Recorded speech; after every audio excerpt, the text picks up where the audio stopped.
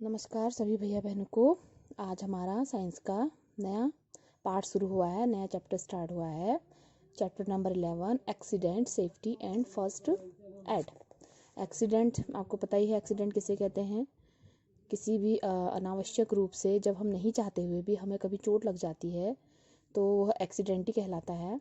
और सेफ्टी, हमें इसका बचाव कैसे करना है, और फर्स्ट एड मतलब उसके बाद हमें इसमें क्या प्राथमिक उपचार देना होता है। ठीक है, यहाँ पे एक्सीडेंट के लिए देखिए बहुत सारे जगह बताई गई है। बहुत सी जगह ऐसी होती है जहाँ पे अगर हम थोड़ी सी भी लापरवाही करें तो हमें हानि पहुँच सकती है। जैसे कि सीढ़ियों से, देखिए बच्चा सीढ़ियों से नीचे उतर रहा है और उसने थोड़ी सी लापरवाही करी तो वह गिर गया और उसके सर पे चोट आ गई।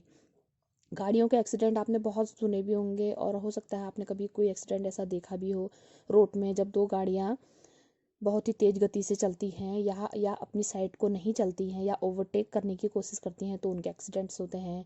इसके अलावा आग आग भी बहुत बड़ा एक रीज़न है जो बहुत ही नुकसान करता है।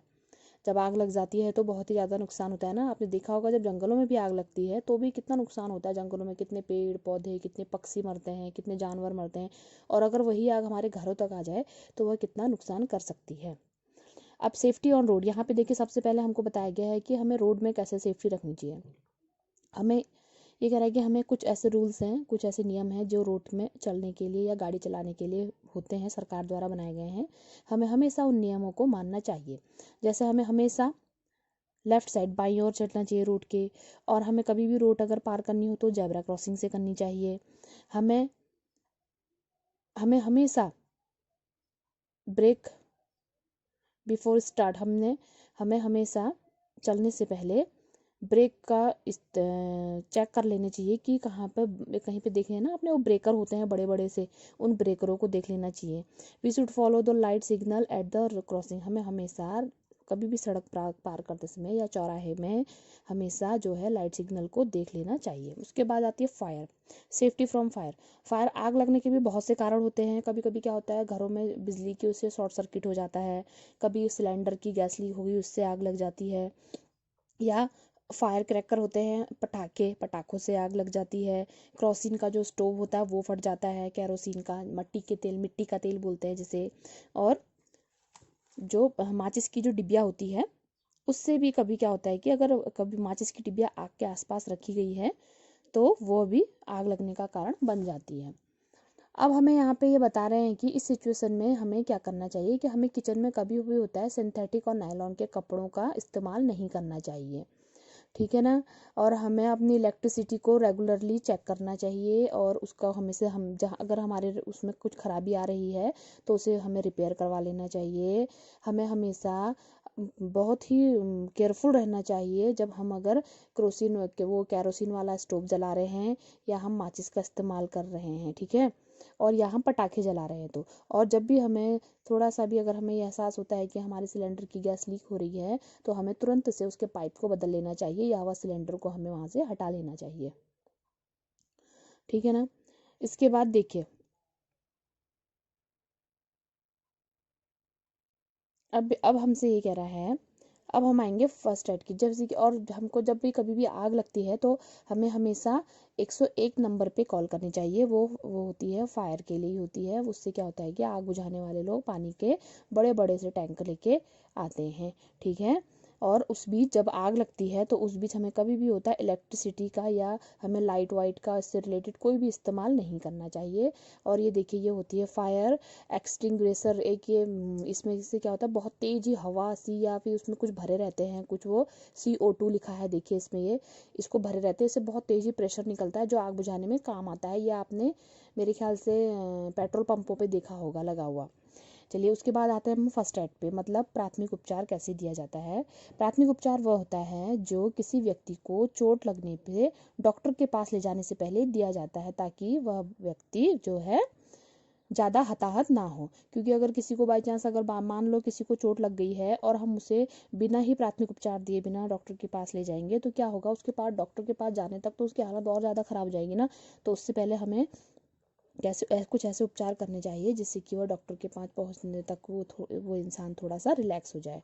और यहाँ पे देखिए different injuries need different kind of first aid. अब यहाँ पे बताया गया है कि अलग अलग तरह की इंजरीज, चोटों के लिए अलग अलग तरीके के प्राथमिक उपचार दिया जाता है। जैसे कि कट एंड स्क्रैच, मतलब कहीं पे कट जाना और उसको स्क्रैच कहीं पे छिल जाना, जब आप गिर जाते हो आपका घुटना छिल जाता है या लग जाती है, तो उससे पहले हमें क्या फर्स्ट एड देना चाहिए। सबसे पहले हमें घाव को साफ पानी से धोना चाहिए और उसके बाद उसके ब्लड को रोकने की कोशिश करनी चाहिए। उसके ब्लड को हमें कॉटन से साफ करना चाहिए और उसके बाद एंटीसेप्टिक लोशन, कोई भी एंटीसेप्टिक लगा देना चाहिए। और अगर वह ब्लड रुकने की उसमें नहीं है, अगर वो ब्लड नहीं रुक रहा है, तो हम उसे किसी पट्टी से या साफ सुथरे कपड़े से उसको बांध भी सकते हैं। उसके आता है डीप कट। फिर एक तो हो गया सिंपल कट, एक डीप कट होता है बहुत ही गहरी चोट जब लग जाती है, जब ब्लड खून जो है बहुत ही तेजी से निकलना होता है। तो सबसे पहले हमें, जब हम उसको फर्स्ट एड देंगे, तो उसमें सबसे पहले हमें क्या करना होता है कि हमें उसको सोप विथ पैलेंटी ऑफ वाटर, मतलब साफ सुथरे पानी से और एक अच्छे से साबुन से सबसे पहले उस घाव को हमें धोना चाहिए। और उसको एक होता है टर्निक्वेट, टर्निक्वेट करके एक, टर्निक्वेट क्या होता है इसके बारे में मैं आपको बताऊं, क्योंकि टर्निक्वेट होता है जब हम किसी का घाव, बहुत ही तेज घाव लगा है, कट लगा है, तो उसे हमको, जब हम उसे बांधते हैं तो उसको बांधने के लिए हमें बहुत ही टाइट तरीके से उसे बांधना पड़ता है, ताकि जो उसकी जो ब्लीडिंग हो रही है वह रुक जाए। ठीक है।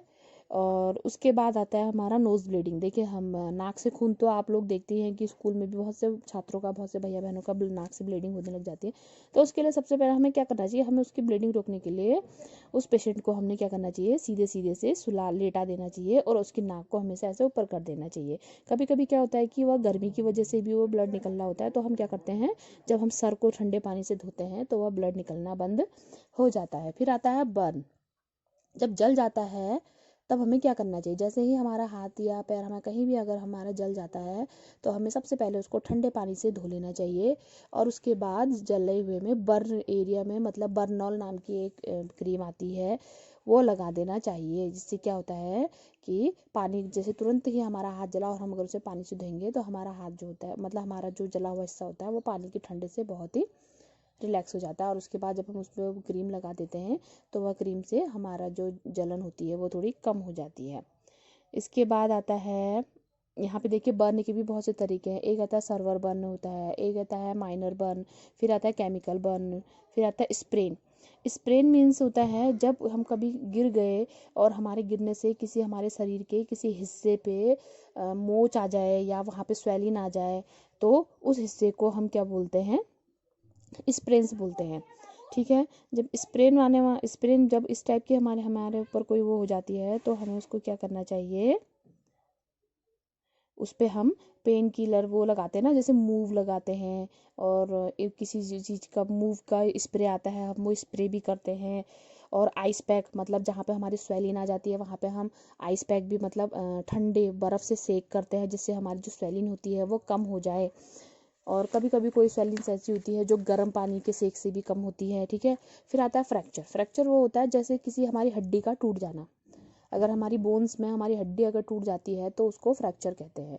तो फ्रैक्चर के लिए फर्स्ट एड क्या होता है कि हमें क्या करना चाहिए, तुरंत ही उसके जहाँ पे उस का हाथ में फ्रैक्चर आ गया है, कुछ हो गया है, तो हमें उसे तुरंत ही उसके हाथ को पकड़ लेना चाहिए और उसको बिल्कुल हिलने डुलने नहीं देना चाहिए। और हो सके तो उसे किसी ऐसे सीधे स्टैक से, लकड़ी से या उससे इस तरीके से बांध देना चाहिए, जिससे कि क्या होगा, उसका हाथ हिलेगा डुलेगा नहीं, तो उसे दिक्कत नहीं होगी। और यहाँ पे देखिए इन्होंने किस तरीके से इसके हाथ को बांध रखा है। देखिए इस तरीके से अगर हम किसी के हाथ टूटने में या उसमें बांध देंगे, तो उससे क्या होगा कि उसके हाथ को ज़्यादा सपोर्ट, वो नहीं हिलेगा डुलेगा नहीं, तो उससे उसको ज़्यादा तकलीफ नहीं होगी।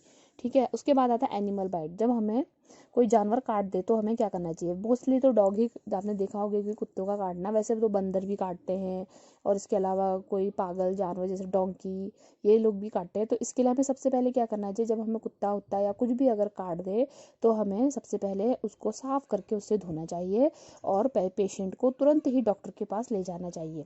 उससे क्या हो गया कि एंटी रेबीज इंजेक्शन लगाना बहुत ही ज़रूरी होता है, क्योंकि कुत्तों में या जानवरों में क्या होता है, वह बहुत ही गंदा ऐसी गंदी वंदी चीज़ें खाते रहते हैं, मांस गंदा सड़ा गला, तो उनके उसमें जो कहते हैं रेबीज के कीटाणु पाए जाते हैं। तो एंटी रेबीज के इंजेक्शन लगाना बहुत ही ज़रूरी हो जाता है। अगर कुत्ता, आप कभी कभी भी किसी को भी अगर कुत्ता काटे, तो उसको सबसे पहले क्या करना चाहिए, सबसे पहले अपने हाथ को साफ करके धोना चाहिए और उसके बाद तुरंत सीधे डॉक्टर के पास जाके एंटी रेबीज के इंजेक्शन लगाने चाहिए। अब आ जाता है स्नैक बाइट। जब सांप अगर काट ले तो जान पे बन जाती है ना। अगर सांप काट ले तो बहुत ही दिक्कत होती है। तो उसमें सबसे पहला फर्स्ट एड हमें क्या करना चाहिए कि हमें एक बैंडेज लेना है और उसको जहाँ पे जिस हिस्से में काट रखा है उस हिस्से में ऊपर की, अगर हाथ में देखिए यहाँ पे हाथ में इसके यहाँ पे काट रखा है, अगर स्नैक ने देखिए ये काट रखा है तो हमने देखिए इसके कहाँ पे बांध रखी है बैंडेज, ऊपर की साइड। उससे क्या होगा कि जहर जो है, ब्लड का सर्कुलेशन नहीं होगा, यहाँ पे ब्लड का सर्कुलेशन रुक जाएगा तो जहर जो है वह पूरे शरीर में फैलने से बच जाएगा। और उसके बाद हमें उस पेशेंट को तुरंत ही डॉक्टर के पास ले जाना चाहिए।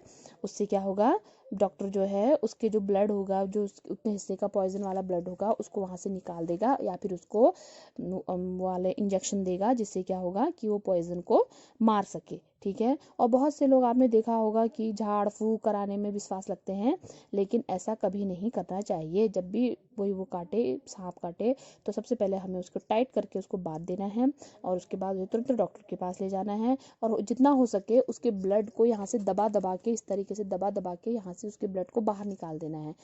और बहुत से लोग तो ऐसा करते हैं कि उसके ब्लड को मुंह से चूस के बाहर फेंक देते हैं, लेकिन वो क्या करते हैं कि उसके बाद उस ब्लड को अंदर नहीं जाने देते हैं। वो बहुत ही परफेक्ट लोग होते हैं, इसलिए आप लोग इस तरीके का कोई भी काम नहीं करिएगा। तो ये है हमारा चैप्टर नंबर 11।